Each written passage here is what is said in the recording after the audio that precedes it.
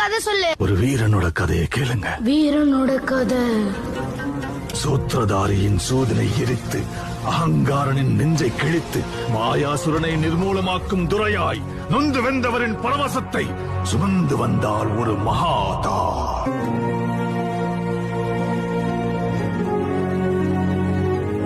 பயந்து மருகி பதரை சுருங்கிய சந்திரன் முகிலின் முந்தானையில் அஞ்சு ஒளிந்திருக்க ஜோதியாய் ஒரு பெண் எரிமலை ஒன்றை பெற்றெடுத்தார். எரியும் தீயினில் பொழியும் மழை போல் சாவின் வீட்டினில் காரனை வென்றவன்.